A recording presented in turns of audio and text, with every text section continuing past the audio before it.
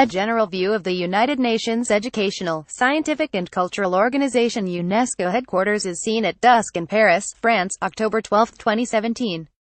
Reuters. Philippe Voyager. Paris. Reuters. The United Nations Cultural Agency will elect a new chief on Friday, seeking someone who can revive UNESCO's fortunes after the United States and Israel pulled out.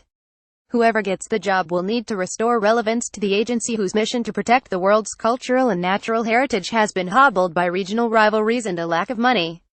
After 5 days of secret balloting at UNESCO's Paris HQ, two former culture ministers, Qatar's Hamad bin Abdulaziz Al Khawari and Francis Adriazoulay, face off in the final vote of the 58-member executive board, scheduled for Friday evening.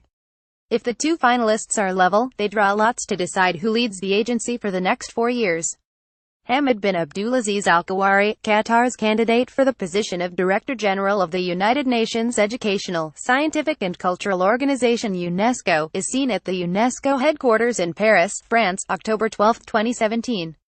Reuters. Philippe Voyager. More than ever, UNESCO needs a project that rallies the member states, re-establishes trust and cuts through the political divisions for the sake of UNESCO, French Foreign Ministry spokeswoman Agnes Romatida. Spain said ahead of the vote to replace Irina Bokova, a Bulgarian who has led the body since 2009.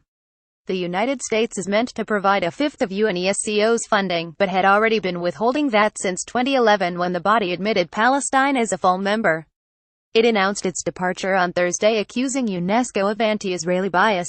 Israel itself followed. An American flag flies outside the headquarters of the United Nations Educational, Scientific and Cultural Organization UNESCO in Paris, France, October 12, 2017.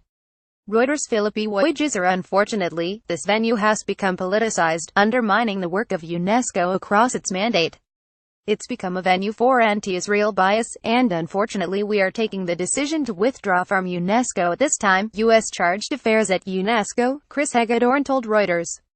With a Qatari and an Egyptian earlier vying for the job, the election has been troubled by the standoff between Doha and several of its Arab neighbors that have severed diplomatic, trade and travel ties, accusing Qatar of supporting terrorism, something it denies. The Qatari, Khawari, who has been subject of barbs from Egyptian officials over the last week and been subjected to online abuse, said on Thursday night he was confident he would win and wanted to reunite the member states.